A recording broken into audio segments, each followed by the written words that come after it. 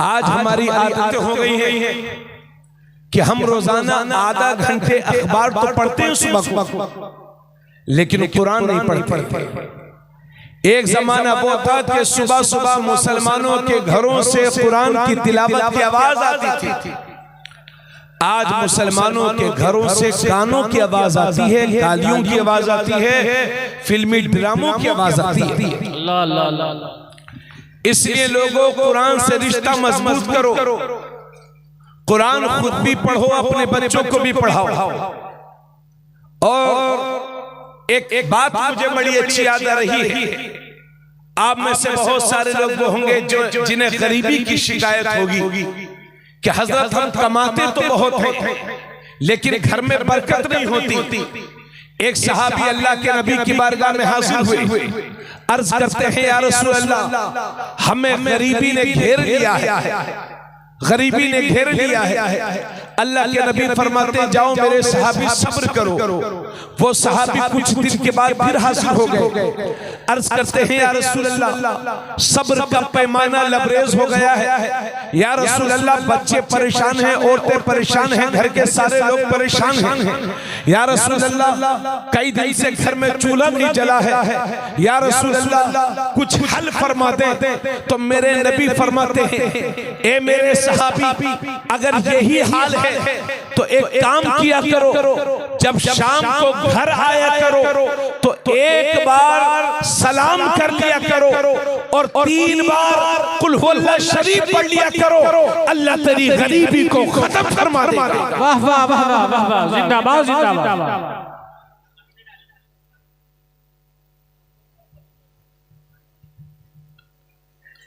मैं तकरीर बंद कर देता हूँ। आप खामोश रहे, कोई मशवरा बिल्कुल ना दें किसी को। अच्छा बुरा तकरीर चल रही है उसे सुनिएगा।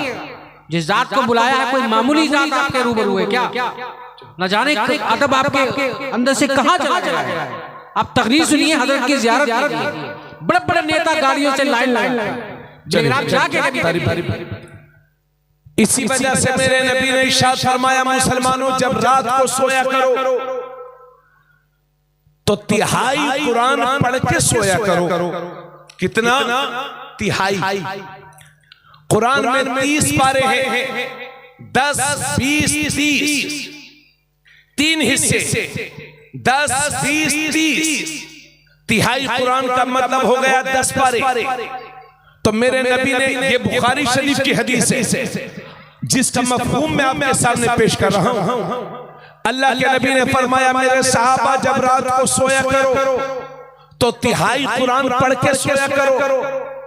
तो सहाबा अर्ज करते हैं, या रसूल अल्लाह, नींद के वक्त कोई इतनी जल्दी तिहाई कुरान कैसे पढ़ सकता है? क्योंकि मैं खुद हाफिज कुरान हूं, अल्हम्दुलिल्लाह, सुभान अल्लाह, सुभान अल्लाह। ये हमारे हुफ़ाज़ कुरान तशरीफ फरमा है। अगर एक पारे को सही से पढ़ा जाए तो 20-25 मिनट लग ही जाते हैं। 20-25 मिनट एक पारे को सही से पढ़ने में लग ही जाते हैं।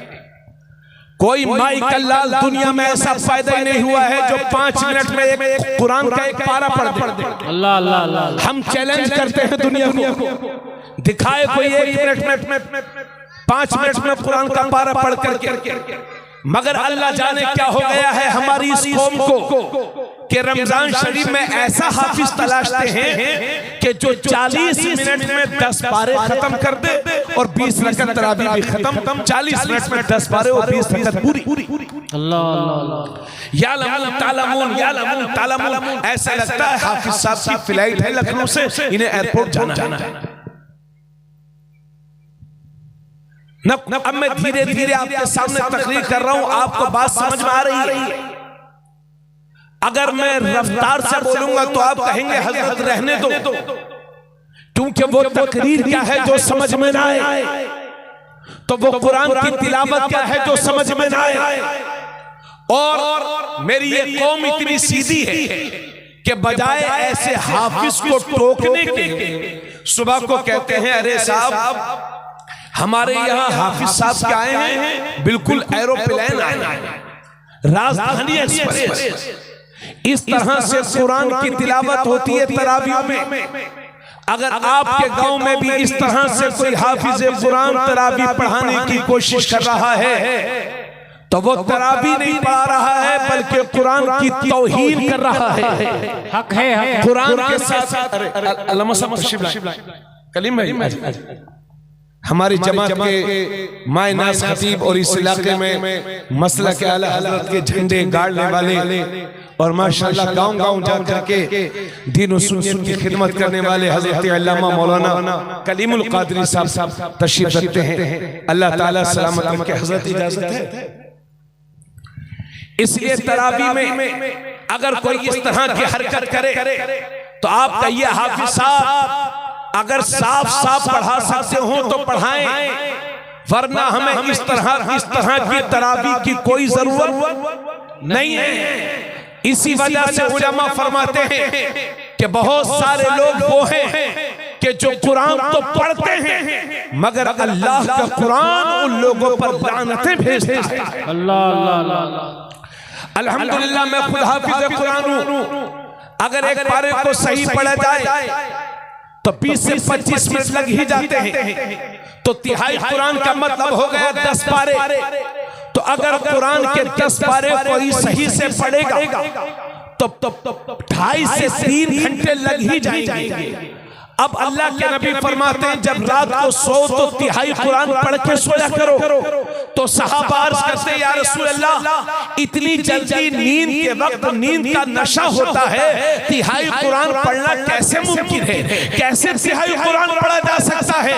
तो मेरे नबी ने फरमाया जो एक बार कुल हुवल्लाह शरीफ पढ़ लेता है अल्लाह उसे तिहाई कुरान का सवाब अता फरमाता है। नारे तकबीर, नारे रिसालत, मसलके आला हज़रत, एजाज़े कुरान, खानदाने हुसैन। वाह वाह वाह, सुभान अल्लाह। इसी वजह से हमारे उलमा फरमाते हैं कि जिसने 3 बार कुल हुवल्लाह शरीफ पढ़ा तो अल्लाह उसे एक कुरान की तिलावत का सवाब अता फरमाएगा। माशाअल्लाह माशाअल्लाह। और मौलाना नूरे अली साहब और हमारे मुशीर बाबू और जितने लोग यहाँ बैठे हैं एक बात गौर से सुनिएगा, मदरसा चलाते हैं आप लोग सब। जब आपके घर में किसी का इंतकाल हो जाता है तो आप लोग मदरसों में जाते हैं कि हजरत साहब कुछ पारे दे दीजिए। अगर 500 रुपया चंदा दिया है तो कम से कम 10 कुरान मिलने चाहिए। अब भाई रोजाना आदमियों का इंतकाल होता है, 10 कुरान आपको कहां से मिलेंगे? अल्लाह अल्लाह। और लोग भी जिद पकड़ लेते हैं।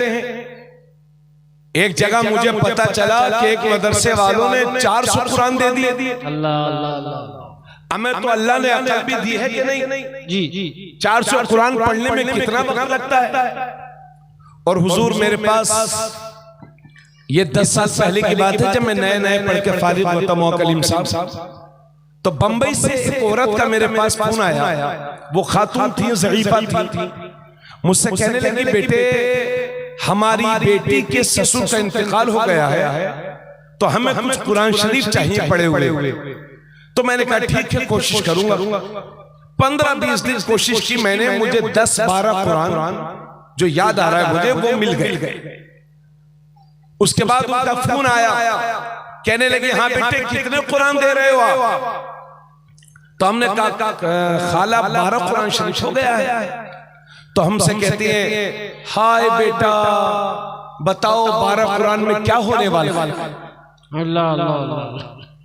12 कुरान में क्या होने वाला है? लखनऊ के उन मौलाना ने तो 200 कुरान दिए हैं। अल्लाह अल्लाह। तो मैं दिल में सोचता रहा अल्लाह 12 कुरान से कुछ नहीं होता। तो मुझे बंबई के एक हमारे दोस्त मिले, मैंने उनसे कहा यार बंबई की एक औरत इस तरह से कह रही थी कि 12 कुरान से कुछ नहीं होता। तो वो भी हंसने लगे और कहने लगे हजरत बंबई के सेठ बाज इतने बड़े पापी होते हैं कि मालूम नहीं कि 12 कुरान में भी उनकी बख्शिश होगी कि नहीं। अगर अल्लाह 3 बार सिद्क दिल से 3 बार कुल हुवल्लाह को कबूल फरमा ले तो पूरी नस्लों की मगफिरत के लिए काफी है। क्या कहने हैं, क्या कहने हैं? इसलिए मदरसे वालों पर दबाव न बनाया करो। क्योंकि एक कुरान को पढ़ने में बहुत टाइम लगता है और आप बख्शवाने के बजाय शीरनी लेकर के मदरसे आ जाओ। अगर ये तलबा आपके मरहूमीन के लिए दुआएं कर देंगे तो इंशाअल्लाह उनकी मग़फ़िरत होगी, क्योंकि रूए ज़मीन पर इस वक्त अगर कोई सबसे अच्छी जमात है तो उस जमात का नाम है मदरसे के तलबाए किराम। बेशक बेशक, वाह वाह वाह, सुभान अल्लाह। तो लोगों कुरान से रिश्ते को मजबूत करो। मगर हम देख रहे हैं हमारे हाफिज लोग, हुफ्फाज़ किराम नजरानों के चक्कर में 4-4 जगह तरावी सुनाएंगे, 5-5 जगह सुनाएंगे, 6-6 जगह सुनाएंगे। अरे हाफिज साहब, आप 10 जगह सुनाइए मगर सही सुनाइए। अगर आपने गड़बड़ की और ऐसा कुरान पढ़ा के जो समझ में नहीं आया तो सिर्फ सूद का पैसा हराम नहीं है, सूद का पैसा जिस तरह से हराम है उसी तरह से उस नजराने का पैसा भी हराम है जो कुरान को गलत तरीके से पढ़ करके हासिल किया गया है। क्या बात है, क्या बात है। इसलिए मेरी कौम के फारिग होने वाले बच्चों और मेरी कौम के हुफ्फाज़े किराम, तुम्हारे सीने में तो अल्लाह ने कुरान रखा है। अगर आप किसी की दुकान में सूरे बकरा पढ़ दो तो वो भूखा प्यासा नहीं रहता, उसकी दुकान में बरकतें होने लगती हैं। अगर आप खुद अपने लिए तिलावत करेंगे तो अल्लाह तुम्हारे रिज़्क़ में कितनी बरकतें अता फरमाएगा। वाह वाह वाह, जिंदाबाद जिंदाबाद। भाई बात समझ में आ रही है? एक काम और करेंगे आप लोग, एक काम आप लोगों को और करना है। कुरान शरीफ का उर्दू में तर्जमा जिसे कहते हैं कंजुल ईमान, आला हजरत ने कुरान शरीफ का उर्दू में तर्जमा किया है।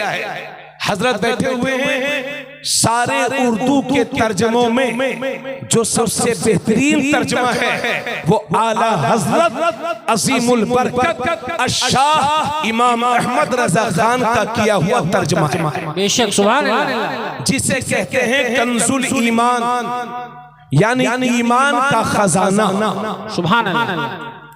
एक काम कर लीजिए आप लोग, आपने बड़ी बड़ी महंगी शादी कर लिया होगी, आपने लाखों रुपए के घर बना लिए, आपने करोड़ों रुपयों की, लाखों रुपयों की जमीनें खरीदी होंगी, मगर मेरी कौम में आपसे पूछना चाहता हूं कि आपने कुरान के लिए क्या किया है।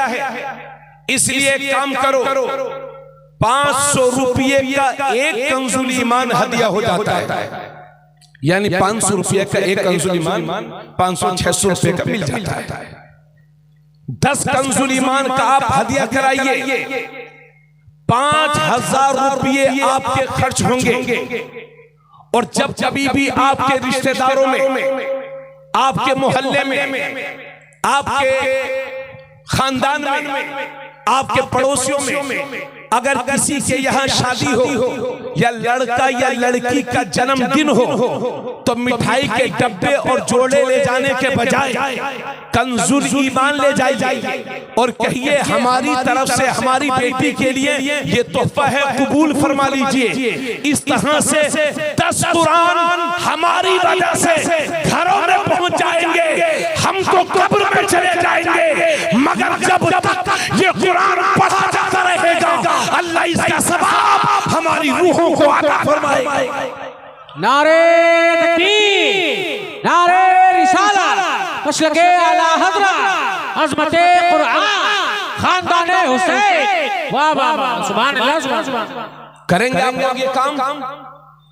अरे यार कुछ बोला उला करो कि नहीं? तमाम 11वीं शरीफ करते हो, लंगर करते हो, वलीमे करते हो, अकीके करते हो, तो कम से कम 2 कुरान हर आदमी। हाँ भाई शाहिद भाई, आपने खाना बहुत बढ़िया खिलाया माशाल्लाह। 10 कुरान शरीफ कंजुल ईमान हदिया करा कर अपने घर लाई और उसको तकसीम कीजिए लोगों में। समझ गए? सभी लोग 2, 3, 4, 5 जिसकी जो इस्तिताअत हो कंजुल ईमान लाइए, अपने घरों में रखिए। और आप ये सोचते होंगे कि साहब कोई पढ़ने वाला ही नहीं है तो देकर के करेंगे क्या? अरे आज आप कुरान शरीफ लेकर के जाओ, इंशाअल्लाह कुरान की बरकत से अल्लाह उसी घर में पढ़ने वाला भी पैदा फरमा देगा। क्या कहने बहुत उम्दा, सुभान अल्लाह, इंशाअल्लाह ताला। और हजरत मेरे नबी ने साथ ही साथ ये भी फरमाया कि जब कुरान पढ़ा करो तो रोया करो, आंसू बहाया करो, और अगर रोने आंसू ना निकलते हो, रोना ना आता हो, तो हुजूर फरमाते हैं रोने जैसी शक्ल ही बना लिया करो। अल्लाह अल्लाह अल्लाह। हजरत दातागंज बख्श लाहौरी से किसी ने कहा कि हुजूर अगर कुरान पढ़कर रोना भी ना आता हो और रोने जैसी शक्ल भी ना बनती हो, तब क्या करें? तो हजरत ने फरमाया ऐसे आदमी को चाहिए कि अपनी किस्मत में रोया करे कि दिल इतना काला हो गया है कि कुरान पढ़कर के भी उसे रोना नहीं आता। और बुजुर्गों ने कहा है कि जिसका दिल करे कि वो अल्लाह से बातें करे। आप लोग अल्लाह से बात करना चाहते हो? क्यों भाई? अल्लाह से बातें करना चाहते हो कि नहीं? आप लोग पीछे वालों सब लोग अल्लाह से बातें करना चाहते हो ना? तो बुजुर्गों ने कहा है कि जिसका दिल करे कि वो अल्लाह से बातें करे तो उसे चाहिए कि कुरान खोल करके बैठ जाया करे। कुरान पढ़ रहे हो गोया कि खुदा से बातें कर रहे हो। वाह वाह वाह वाह, सुभान अल्लाह सुभान अल्लाह। इसलिए कुरान शरीफ पढ़ोगे इंशाअल्लाह रोजाना। हाथ उठाओ सब लोग, पढ़ेंगे ना इंशाअल्लाह इंशाअल्लाह। अरे यार मुसलमान इतने सुस्त कैसे हो गए भाई आप लोग? ये पूरी फरवरी में इतने सुस्त लोग तो पहली बार मिले मुझे। कहिए सब लोग इंशाअल्लाह, और हाथ उठाइए सब लोग। ये देखो ये देखो, अरे हथवा उठा लो थोड़ा सा।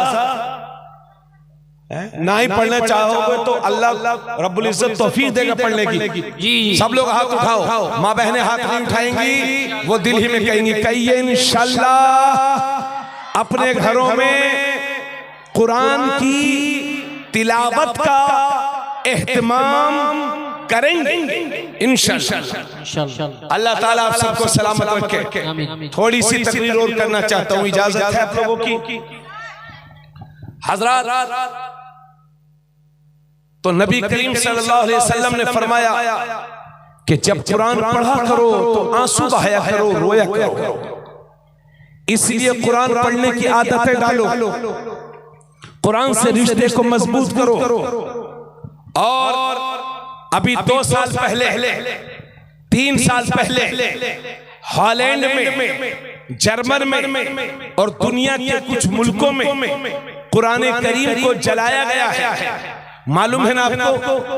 कुरान करीम को जलाया गया, नजरे आतिश किया गया। तो बदले में आप क्या करेंगे? अगर मैं आपसे पूछूं कि कुरान को जलाया गया है तो आप कहेंगे चलो हजरत धरना देंगे, हम कुरान के लिए जान दे देंगे। हजरत याद रखिए, अगर कुरान के लिए जान देने का जज्बा आपके अंदर है तो इस हौसले को मुबारकबाद देता हूँ। अल्लाह आपके हौसलों को सलामत रखे। मगर याद रखे, कुरान आपकी जानें लेने के लिए नहीं आया है, बल्कि कुरान इंसान की जान बचाने के लिए आया है। हजरत ये जितने भी कुरान करीम के खिलाफ उंगलियां उठा रहे हैं या जबानें चल रही हैं या जला रहे हैं, और अल्लाह ना करे कि ऐसे हालात हमारे मुल्क में कभी हो कि कोई कुरान करीम की बेहुरमती करे। 100 बार तौबा। अगर कहीं इस तरह के हालात पेश आ जाएं तो आप कहेंगे कि चलो धरना देंगे, एहतिजाज करेंगे। तो ए मेरी कौम, अपने उलमा के मशवरे के बगैर कभी धरना न देना, एहतिजाज न करना, क्योंकि हम धरनों की हालतें देख रहे हैं, एहतिजाज का रिजल्ट हम देख रहे हैं।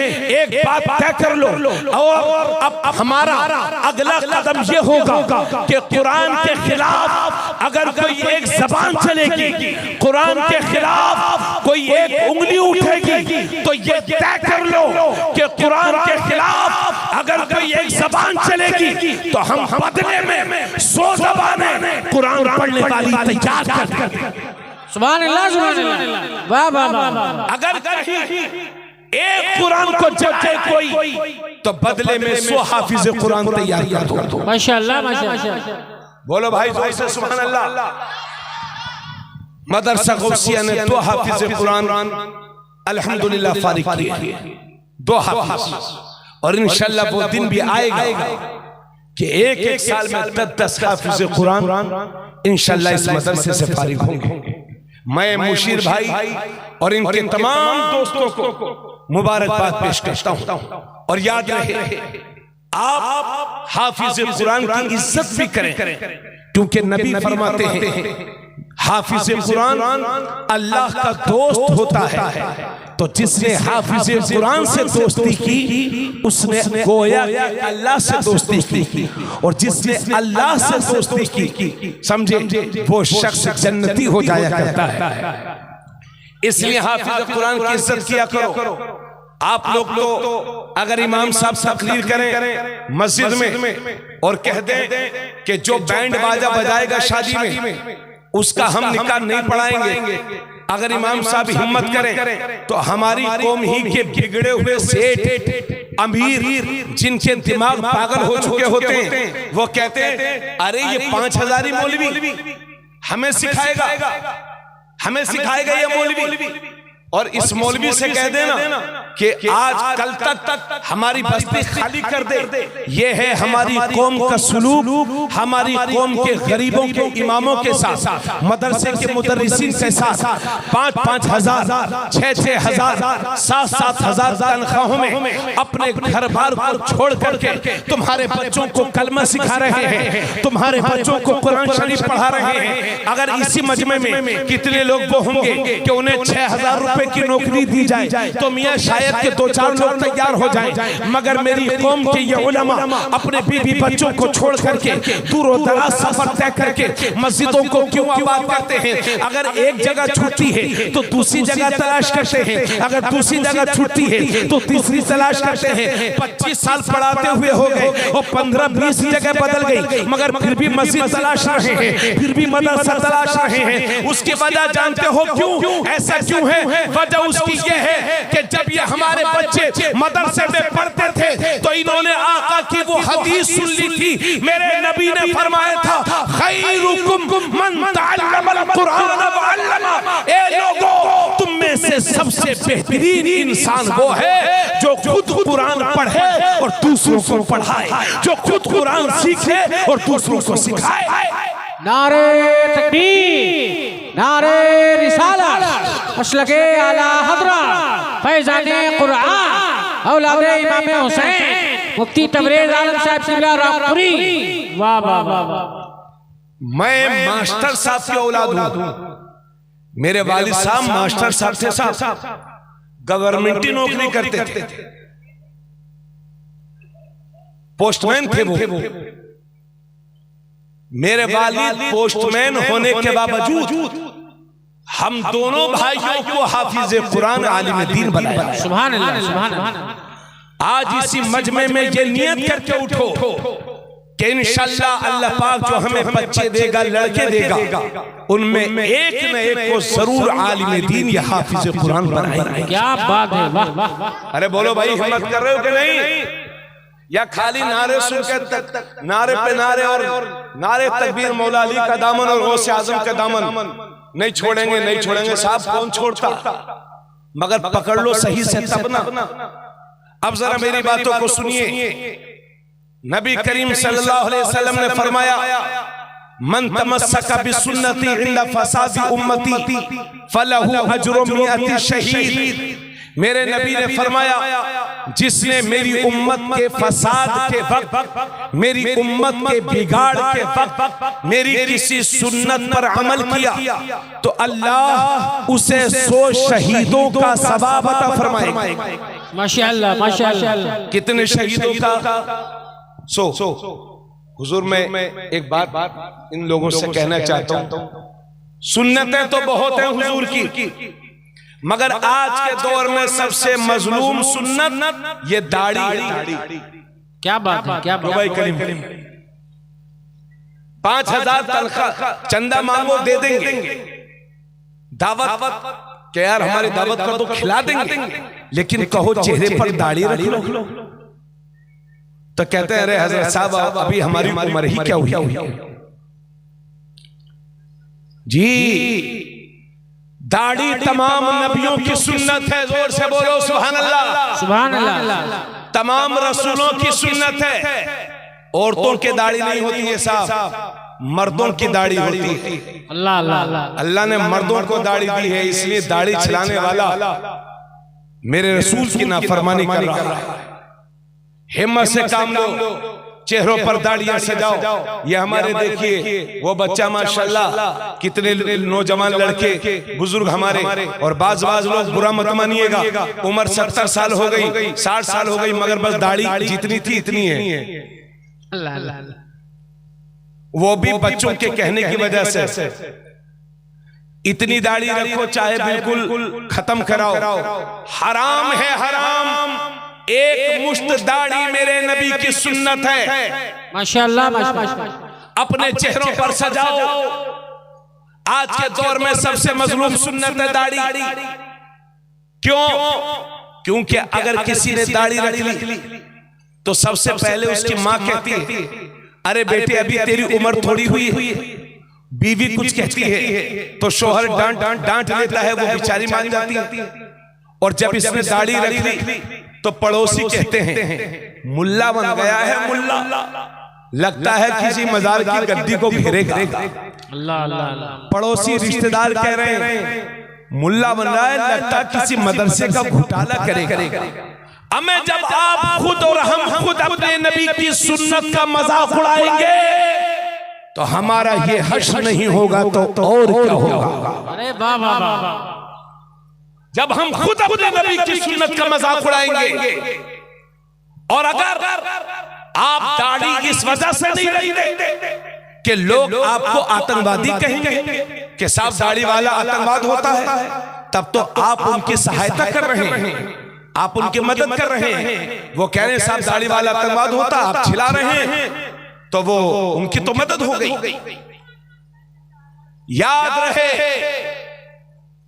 अगर दाढ़ी ही में आतंकवाद है तो फिर मुसलमान की दाढ़ी में क्यों है, सब लोगों की दाढ़ी में क्यों नहीं आतंकवाद है?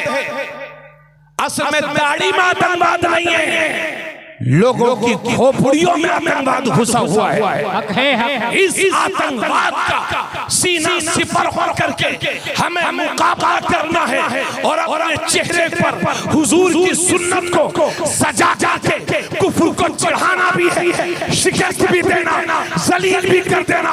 ज़माने पर नबी की मोहब्बतों के झंडे गाड़ दो, ईमानदारी की मिसालें कायम कर दो, ताकि आने वाली नस्लें तुम्हारी ईमानदारी पर नाज करें। जब बोलो तो सच बोलो, जब वादा करो तो निभाओ, खाओ तो नबी की सुन्नत के मुताबिक, पियो तो नबी की सुन्नत के मुताबिक, चलो तो नबी की सुन्नत के मुताबिक। घरों में निजाम मुस्तफा कायम कर दो, ताकि दुनिया ये कहने पर मजबूर हो जाए कि जब नबी का गुलाम ऐसा है तो इस गुलाम का इमाम कैसे। नारे तकबीर, नारे रिसालत, मसलके आला हज़रत, मज़हबे इस्लाम, वाहिदी दूल्हा। वाह वाह वाह, सुभान अल्लाह। चेहरों पर दाढ़ियां सजाइए। बुढ़ापे में जो लोग रोजाना 8वें दिन दाढ़ी खराब करवाते हैं, लोग कहते हैं दाढ़ी बनवा रहे हैं। हमें बनवा नहीं रहे हो, बिगड़वा रहे हो। अल्लाह अल्लाह। अरे बुजुर्गों, अपने आप पर रहम करो, चेहरों पर दाढ़ियां सजाओ। ये देखिए हम लोगों के चेहरों पर दाढ़ी तो क्या बुरे लग रहे हैं? बताओ भाई। शैतान को ठोकर मारो और अपने नबी की सुन्नत को सीने से लगाओ। और अपने इन बच्चों से कहूंगा, नौजवान बच्चों से, आज हमारे मुसलमानों की बस आखिरी बातें चल रही हैं। आज हमारे मुसलमान बच्चों की हालत ये हो गई है कि कोई हाथ में कड़ा पहन कर घूमता है, कोई जंजीर पहन कर घूमता है, कोई टैटू बनवाए घूम रहा है। समझे ये हाल है हमारे बच्चों के। कोई दुरिये पहन कर घूम रहा है, यानी दादी दुआ करते करते मर गई, अल्लाह पोता दे देना, और जब ये पोता हुआ तो पोती बना घूम रहा है। अल्लाह अल्लाह। यह हाल है हमारे। समझे? और कभी बालों को नीला करवाएगा, कभी हरा। और ईमान की कमजोरी का आलम यह है, तवज्जो चाहूंगा पूरे मजमे की, ईमान की कमजोरी का आलम यह है कि दो दो नाम रख रखे हैं, दो दो नाम। क्यों? ताकि कहीं जरूरत पड़े तो साइड से वो वाला नाम बता के निकल जाओ। एक का नाम है अब्दुल रहमान, हमने कहा भाई साहब आपका नाम?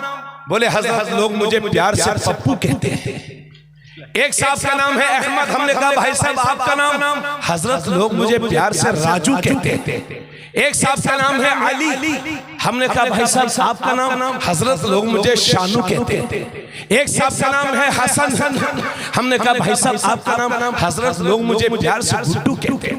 एक साहब का नाम है हुसैन, हमने कहा भाई साहब आपका नाम? हजरत लोग मुझे प्यार से मुन्ना कहते हैं, मुन्ना। अब मैं तब तक मुन्नू, मुन्ना, गुड्डू, शानू और पप्पू बने रहोगे अगर तुम्हारे बाप ने तुम्हारा नाम मोहम्मद रखा है और 1 लाख बुत परस्तों की भीड़ में कहीं खड़े हो और कोई पूछे नाम क्या है तो शान से बताया करो मेरे बाप ने मेरा नाम मोहम्मद रखा है, मोहम्मद रखा है। और अभी आप देख नहीं रहे हो हिंदुस्तान के हालात ये हैं कि चंद लोग मिलकर के हमारे बच्चों को घेर लेते हैं और जबरदस्ती कलिमाते कुफरिया कहलाते हैं। अब ये वो बोल रहा है, अब ये बोल रहा है, अब ये बोल रहा है, फिर भी मार रहे हैं, जान से मार देते हैं। मॉबलिंग हो जाती है, कभी 6 महीने में, कभी 1 साल में। इस तरह के हालात पेश आते ही रहते हैं।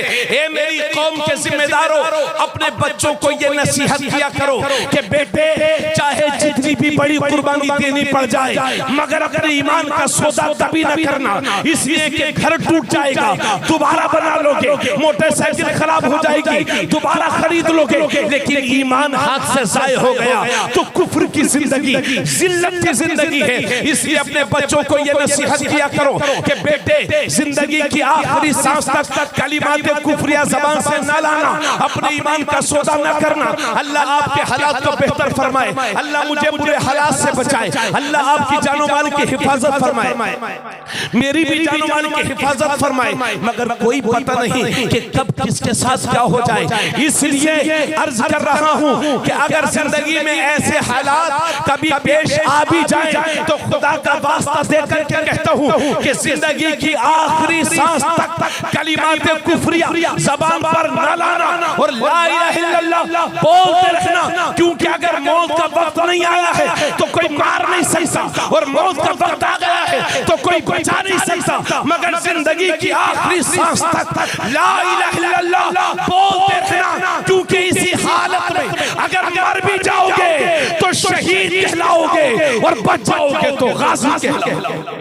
नारे तकबीर, नारे रिसालत, मसलके आला हज़रत, मज़हबे इस्लाम, वाहिदी दूल्हा, मुफ्ती तबरेज़ आलम साहब किबला। वाह वाह वाह, जिंदाबाद जिंदाबाद। मैं क्या कह रहा हूं? मैं ये कह रहा हूं कि अगर आपकी जिंदगी में कभी कोई टाइम ऐसा भी आ जाए, बाबू ए बेटा, अगर आपकी जिंदगी में कभी कोई टाइम ऐसा भी आ जाए कि आपका ईमान खतरे में पड़ जाए और लोग जबरदस्ती आपसे कुफरी कलमात शिरकी बात बुलवाएं, तो ऐसी हालत में आप क्या करेंगे? तो इस्लाम मसला सुन लो, ये उलमा बैठे हो, हुजूर वाला बैठे हुए, मसला यह है कि अगर जान जाने का खतरा हो और कोई जबरदस्ती कलिमाते कुफरिया कहलवाए तो दिल से बुरा जानते हुए अपनी जबान से अदा कर सकता है ताकि जान बच जाए। इस्लाम इसकी इजाजत देता है, लेकिन जिंदगी की आखिरी सांस तक कलिमाते कुफरिया जबान पर ना लाना और आखिरी दम तक ला इलाहा इल्लल्लाह बोलते रहना, ये ईमान के कमाल की निशानी है। इसी हालत में अगर मर भी जाओगे तो शहीद कहलाओगे, यानी जान से ज्यादा ईमान की परवाह कीजिए। जान चली जाए कोई परवाह ना करिए, ईमान की हिफाजत कीजिए, यानी आखिरी दम तक ला इलाहा इल्लल्लाह बोलते रहिए ताकि ताकि शहादत का मर्तबा हासिल हो। इसलिए तो जमीले कादरी कहते हैं कि मैं वो सुन्नी हूँ जमीले कादरी, मरने के बाद मेरा लाशा भी कहेगा अस्सलातु वस्सलाम। वाह वाह वाह वाह, बहुत होता, बहुत होता, सुभान अल्लाह। अभी मुसलमानों की हालत भाइयों, जो मैं बातें बयान कर रहा हूं आपको समझ में आ रही है ना? मुसलमानों की हालत अभी बहुत आमाल के एतबार से बहुत खराब हो चुकी है। सिर्फ गोश्त खाने वाले मुसलमान रह गए हैं हम। इसलिए बदलो अपनी रविश को, ये जिंदगी दोबारा न मिलेगी। कितने लोग आपने हाईवे पर देखे होंगे, एक ही कार में पूरी की पूरी फैमिली सफर हो जाती है। कब कौन मर जाए इसकी कोई गारंटी नहीं, कब किसका बुलावा आ जाए इसकी कोई गारंटी नहीं। इसलिए मेरे भाई, अल्लाह ने ये सांसें दी हैं तो ईमान वाली जिंदगी जियो और शुक्र खुदा अदा किया करो कि अल्लाह ने हमें मुसलमान के घर में पैदा फरमाया। माशाअल्लाह माशाअल्लाह, समझ गए? और बस खत्म कर रहे हैं मेरी माँ बहनों, बिल्कुल खामोश रहो। ईमान और कुफ्र के दरमियान सबसे बड़ा फर्क अगर कोई है तो वो नमाज का है, नमाज का। समझ गए? अल्लाह के नबी फरमाते हैं जब तुम्हारे बच्चे 7 बरस के हो जाएं तो उन्हें नमाज का हुक्म करो, और जब 10 साल के हो जाएं तो उन्हें मार मार करके नमाज पढ़ाओ, और जब तुम्हारे बच्चे 10 साल के हो जाएं तो उनके सोने के बिस्तर अलग कर दो। ये मेरे नबी फरमाते हैं। अल्लाह के नबी ने फरमाया जो सुबह सुबह बाजार की तरफ जाता है तो वो शैतान का झंडा लेकर के जाता है, और जो सुबह सुबह मस्जिद की तरफ जाता है तो वो अल्लाह के दीन का झंडा लेकर के जाता है। मेरे नबी ने हजरत अली से फरमाया था, ए अली, 3 कामों में कभी देर मत करना। जब नमाज का वक्त हो जाए तो नमाज की अदायगी में देर मत करना। जब जनाजा तैयार हो जाए तो उसकी नमाज़े जनाजा पढ़ने में देर मत करना। और जब किसी बेवा का, विधवा का मुनासिब रिश्ता मिल जाए तो हुजूर फरमाते हैं उसका निकाह करने में देर मत करना। वाह वाह वाह, माशाअल्लाह माशाअल्लाह। सुन मेरी बहन, जब नमाज का वक्त हो जाए तो नमाज की अदायगी में देर न कर। ये हजरत मेरे नबी ने हजरत अली से फरमाया था जब नमाज का वक्त हो जाए तो नमाज की अदायगी में देर न करो। जब जनाजा तैयार हो जाए तो नमाज जनाजा पढ़ने में देर मत करो। और जब किसी बेवा का, विधवा का मुनासिब रिश्ता मिल जाए तो उसका निकाह करने में देर मत करो।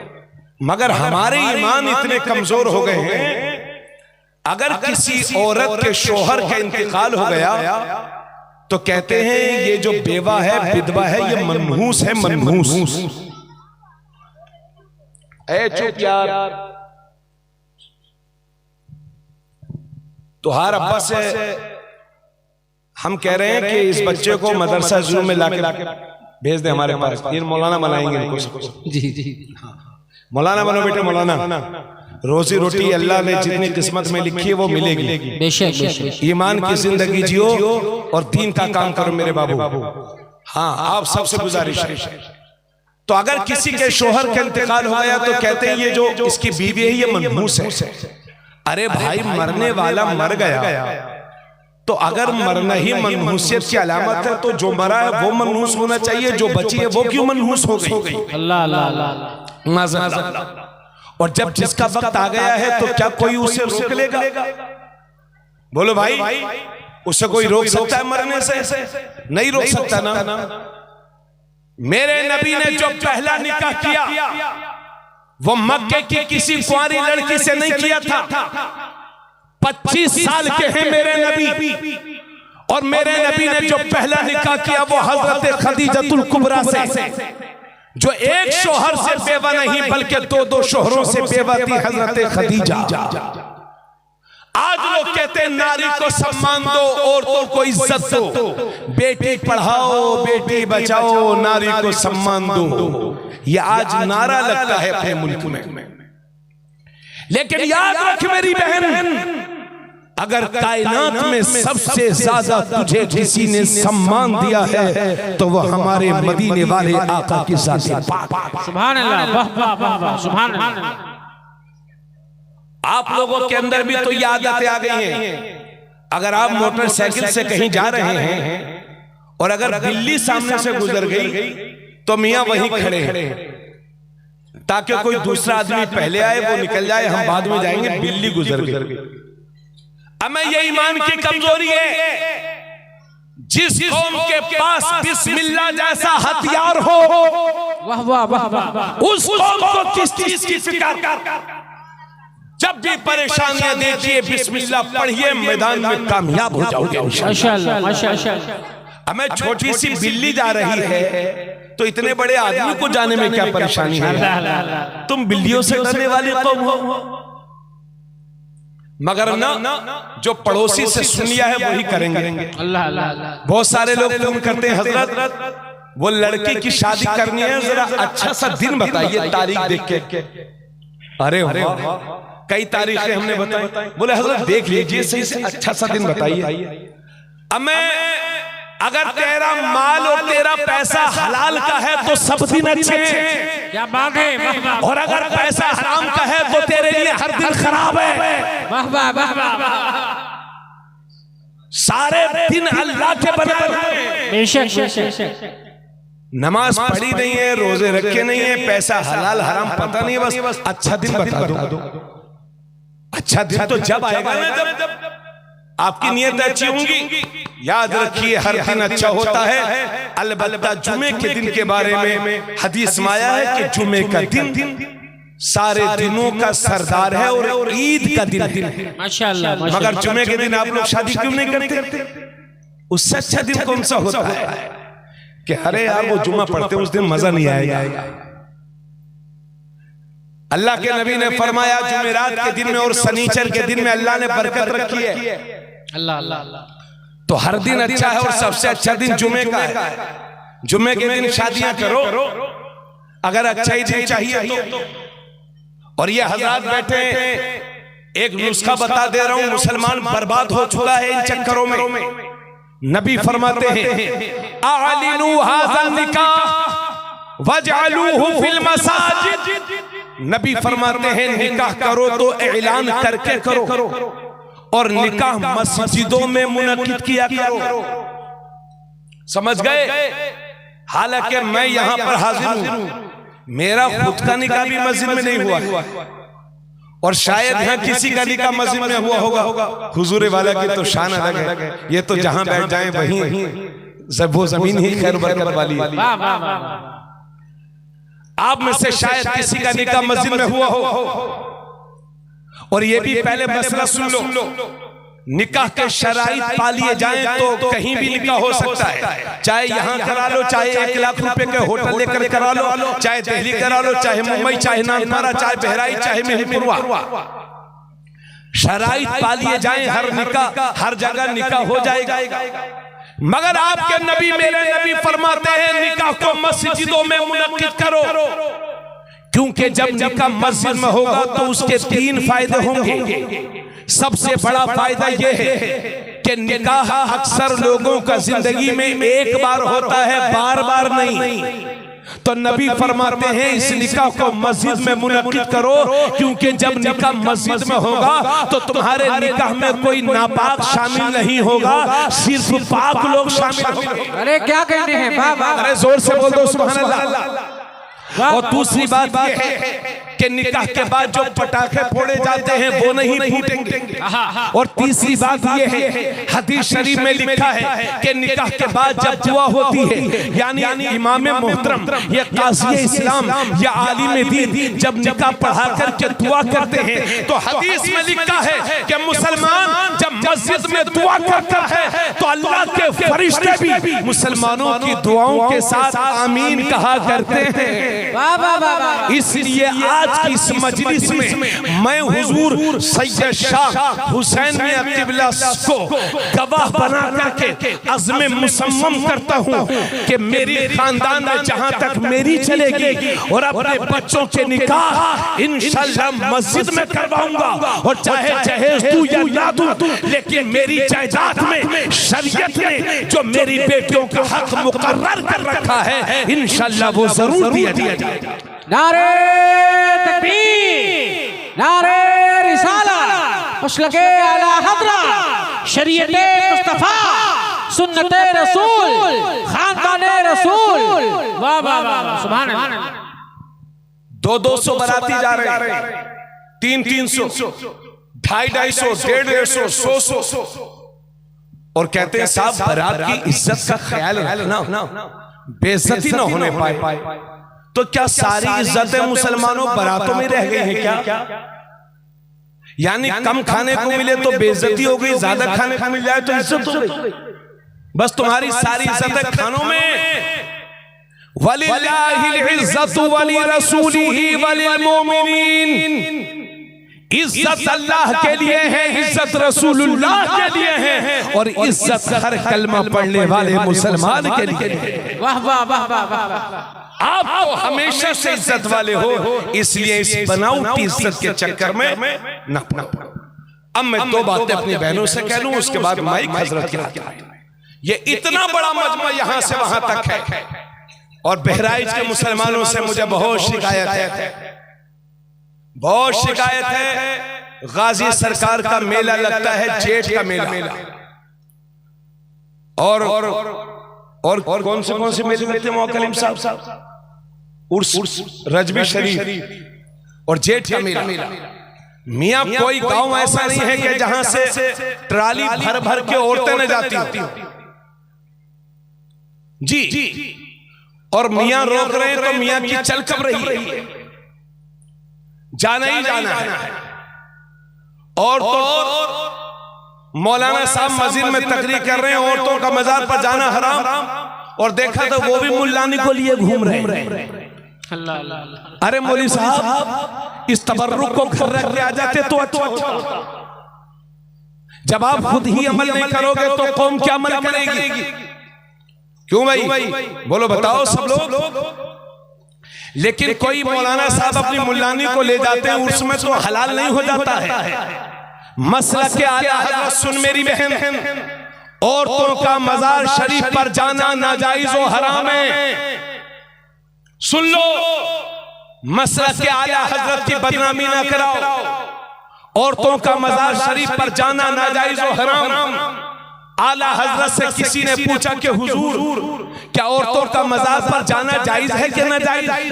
तो आला हजरत फरमाते हैं ये न पूछो कि जायज है कि ना जायज, बल्कि ये पूछो कि जब औरत अपने घर से मजार के लिए निकलती है तो अल्लाह की कितनी लानतें बरसती हैं ये पूछो, और जब तक घर वापस नहीं आ जाती अल्लाह की बराबर लानतें बरसती रहती हैं। समझ गए आप? और आला हजरत से किसी ने पूछा था कि हुजूर मजार शरीफ पर जो गलत काम होते हैं, जैसे शरकत हो रही है और क्या क्या मेले तमाशे, उसके लिए चंदे के लिए कहना, चलिए ठीक है ले लो भैया, ये जितना चंदा है अभी मैं करवाता हूँ। अभी अरे बैठो, परेशान तो नहीं हो ना आप लोग?